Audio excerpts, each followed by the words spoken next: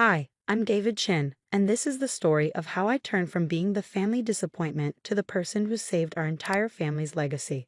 But let me start from the beginning, because sometimes the quietest person in the room is the one holding all the cards. 7 years ago, I joined Chen Global Technologies, our family's company, as a junior IT technician. While my cousins Michael and Lisa worked in executive offices with floor-to-ceiling windows, I chose to work in the basement, surrounded by servers and the gentle hum of cooling fans. Not that I had much choice, it was the only position my Uncle Robert, the CEO, would offer his underachieving nephew. "David, you need to understand," Uncle Robert had said during my initial interview, his voice carrying that familiar disappointed tone I'd heard throughout my childhood.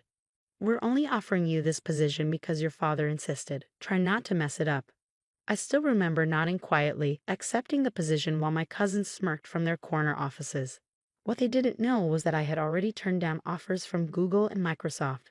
I had my reasons for choosing our family company, reasons that would only become clear years later. The first few years were a study in endurance. While my cousins drove luxury cars and attended executive lunches, I spent my days maintaining our company's digital infrastructure. Every morning, I arrived an hour early to run system diagnostics. Every night, I was the last to leave, ensuring our networks were secure. "Still playing with computers, David?" Michael would joke whenever we crossed paths in the hallway.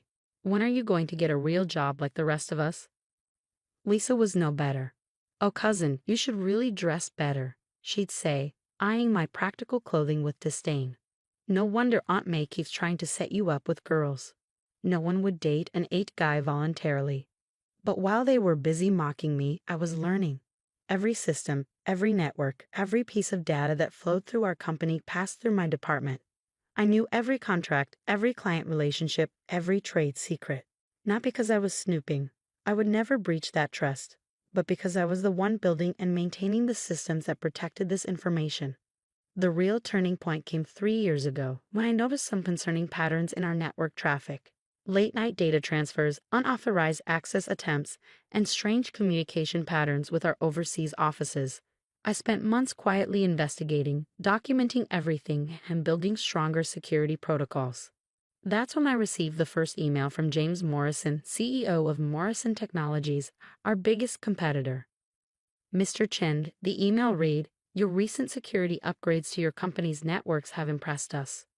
Would you be interested in discussing a position with our organization? The compensation would be significant." I declined politely, but kept the email, just like I kept every other offer that came my way over the years. Microsoft, Amazon, Apple. They all reached out eventually.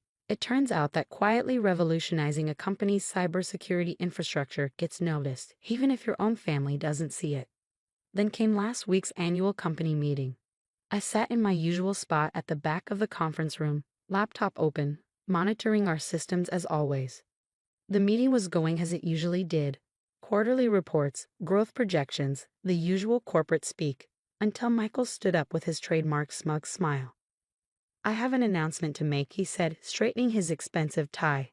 "As head of operations, I've been reviewing our departmental efficiencies. I'm pleased to announce that we'll be outsourcing our 8 department to streamline operations. My brother-in-law's company will be taking over all 8 functions effective next month." The room erupted in murmurs. I saw Lisa trying to hide her gleeful smile behind her hand.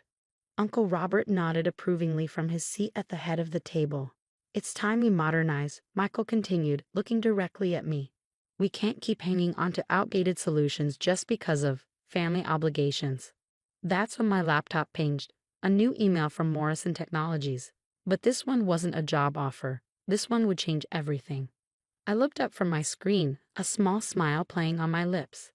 "Before we vote on that proposal," I said quietly, my voice carrying across the suddenly silent room, "I think there's something the board needs to see." And that's when I started the presentation that would make our entire family realize exactly who they'd been mocking all these years. The conference room screen flickered to life as I connected my laptop. Michael's confident smirk wavered slightly. He'd never seen me speak up in a meeting before. "David," Uncle Robert's voice carried a warning tone. "We've already decided." "One moment, Uncle," I interrupted softly, pulling up the first email. "I received this message from James Morrison 10 minutes ago. I think everyone should hear what our biggest competitor has to say. The room fell silent as I projected the email onto the screen. David, our surveillance indicates that Chen Global is planning to outsource its IT department. Before you proceed with any transitions, I feel obligated to warn you about Maxwell Solutions, your proposed new IT provider. They've been compromised. The ransomware attack that crippled Stanford Industries last month, that was through Maxwell. There's a security breach waiting to happen. As a professional courtesy, given our past discussions, I wanted you to know. Regards, James Morrison, CEO, Morrison Technologies. Michael's face had lost some of its color. This is ridiculous, he sputtered. You're making this up. Maxwell Solutions has an excellent reputation. I clicked to the next slide, displaying a series of network traces and security logs. These are the attack patterns from the Stanford Industries breach, I explained, my voice remaining calm. And these, I switched to another screen, are the current network patterns from Maxwell Solutions. The signature matches. They're already compromised. Lisa stood up, her designer heels clicking against the floor. This is just David trying to save his job. He's always been jealous of our success. Actually, I interrupted, pulling up another document. I haven't been just anything for quite some time. I displayed a series of emails from tech giants, Google, Amazon, Microsoft, all with seven-figure job offers. I've turned down 37 high-level positions in the past 5 years. But that's not important right now. I switched to another screen, showing a complex network diagram. What is important is that over the past 7 years, I've built a proprietary security system that protects not just our data, but our entire business operation. It's why we've never had a successful cyber attack, while our competitors have lost millions to breaches. Uncle Robert leaned forward, his expression changing from dismissive to concerned. What exactly are you saying, David? I took a deep breath. This was the moment I'd been preparing for. 3 things. First, Maxwell Solutions is compromised, and if we outsource to them, we'll lose everything within 6 months. Second, our current security system, the one I built, is worth approximately $300 million on the open market. Morrison Technologies offered to buy it last year. The room erupted in chaos. 300 million? Even Michael looked shocked. And third, I continued, my voice cutting through the noise. I discovered something else while building these systems. Something about what really happened to those missing funds from the pension account 5 years ago. Michael's face went from pale to ghost white. Lisa dropped her phone. Uncle Robert gripped the arms of his chair so hard his knuckles turned white. You see, I continued, pulling up another series of documents. When you build the security systems, you see everything. Every transaction, every deleted email, every hidden account. I never went looking for this information, but as the system administrator, it was my job to protect it. I clicked to the next slide, showing a series of transaction records. 5 years ago, $50 million disappeared from our employee pension fund. The official story was that it was lost in a bad investment. The truth is, and that's when the real bombshells started dropping, one by one, revealing secrets that would tear apart the carefully constructed lies my family had built their success upon. The conference room had gone deathly quiet as I displayed the transaction records on the screen. Every transfer, every hidden account, every falsified document, all meticulously organized and annotated. On March 15, 2019, I continued, my voice steady. Exactly $50 million was transferred from the pension fund through a series of shell companies. The money was eventually split 3 ways. I clicked through the slides. $20 million to an account in the Cayman Islands under the name Chen Ventures. That's you, Michael. $20 million to Lisa Chen International in Switzerland, and $10 million to a holding company controlled by Uncle Robert. Michael jumped to his feet, his expensive suit wrinkled from his tight grip on the conference table. You had no right to access those records. This is corporate espionage. I smiled slightly. Actually, as the head of its security, it was literally my job to monitor and protect all company transactions. Every action I took was within my legal authority and documented accordingly. Uncle Robert raised his hand, attempting to regain control of the situation. David, whatever you think you found, I'm sure there's a reasonable explanation. Like the explanation you gave the employees who lost their retirement savings? I interrupted, bringing up the next document. Or the explanation you gave the SEC when they investigated? The one where you blamed it all on a non-existent trader named Marcus Williams. Lisa's perfectly manicured nails drummed nervously on the table. What do you want, David? Money? A promotion? Name your price.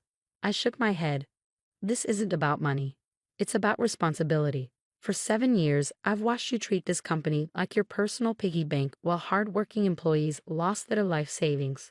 I've watched you mock and belittle everyone you considered beneath you, including me. But most importantly, I've watched you destroy everything Grandfather Chen built. I clicked to the next slide, showing our grandfather's original company mission statement. Grandfather started this company with a vision of technological innovation that would help people. He believed in creating value, not just profit. He believed in taking care of employees, not stealing from them. The room was silent as the weight of their actions finally seemed to sink in. But I wasn't finished. So here's what's going to happen, I said, pulling up a new document. First, the pension fund will be fully restored with interest. I already prepared the transfer documents. Second, all 3 of you will resign from your positions, effective immediately. The board will appoint new leadership based on merit, not family connections. You can't do this, Michael shouted, his face red with rage. You're nothing.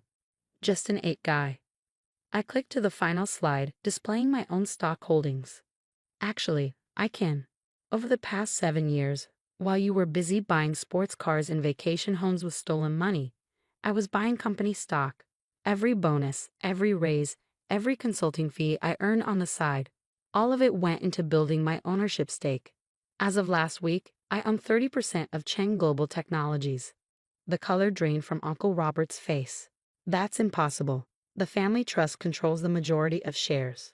The family trust that requires all beneficiaries to be employed by the company, I asked innocently. The same trust that automatically transfers shares to the next largest shareholder if a beneficiary is found guilty of criminal conduct against the company. I let that sink in before delivering the final blow. I've already submitted all evidence of the pension fund theft to the SEC.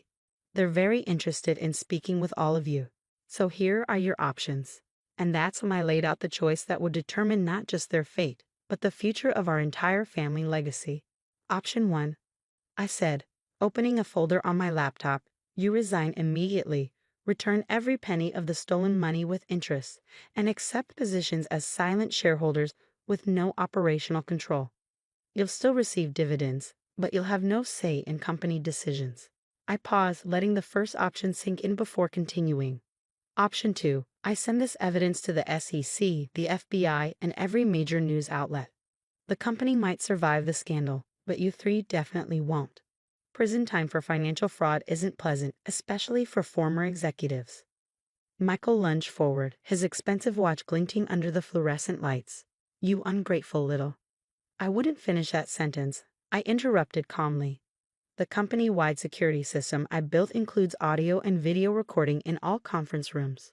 Everything that's happened in the last hour is already safely backed up in multiple secure locations. Lisa, always the pragmatist, spoke up. How do we know you won't turn us in any way after we resign? I pulled up another document. Because I've prepared a legal agreement. If you comply with option 1, including full restitution, I'll sign a non-disclosure agreement.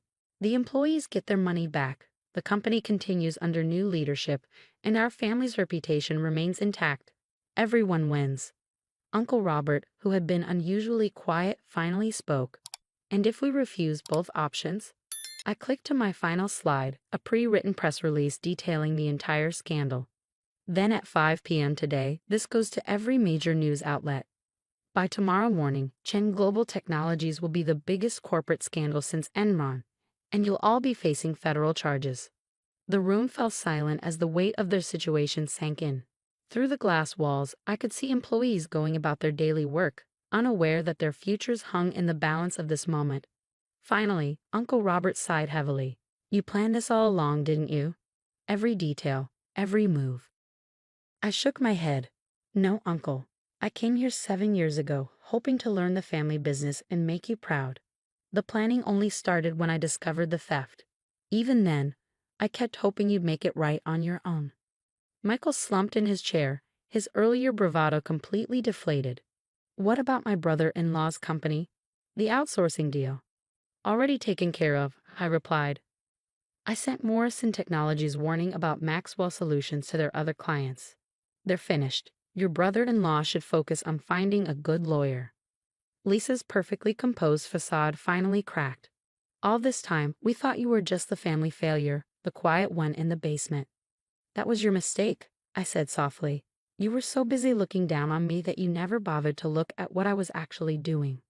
Over the next hour, lawyers were called, documents were signed, and resignations were tendered. By sunset, Chen Global Technologies had a new leadership structure, and $50 million was on its way back to the pension fund. As I sat in my new office, not that I planned to spend much time there, Mom came to see me. Her eyes were red from crying. Did you have to do it this way? She asked quietly. I showed her the pension fund records. They stole the retirement savings of people who work here for decades, Mom. People like Mr. Zhang, who's worked in maintenance since before I was born. Mrs. Liu in accounting, who put 3 kids through college on her salary here. They trusted us. She nodded slowly, understanding but sad. What happens now? I showed her my plans for the company, expanding our technology services, increasing employee benefits, establishing a charitable foundation for technology education.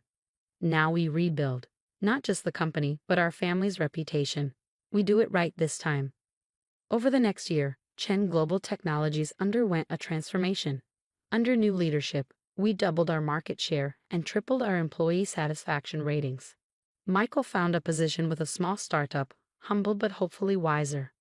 Lisa opened a boutique consulting firm, finally working for her success instead of stealing it. Uncle Robert retired, spending his days trying to rebuild relationships with a family he had nearly destroyed. As for me, I still come to work early and leave late, but now it's because I love what we're building. Our company has returned to Grandfather Chen's original vision, using technology to help people while taking care of our employees. Sometimes, late at night in my office, I look at the old family photos on my wall and feel a twinge of sadness for what we lost.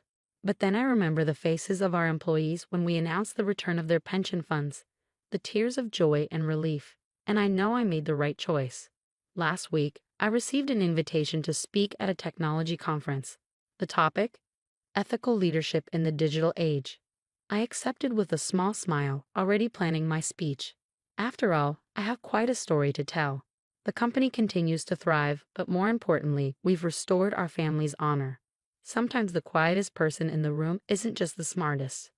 They're the one with the strength to do what's right, no matter the personal cost. They say success is the best revenge, but I've learned that true success isn't about revenge at all. It's about responsibility, to your employees, to your family's legacy, and to yourself.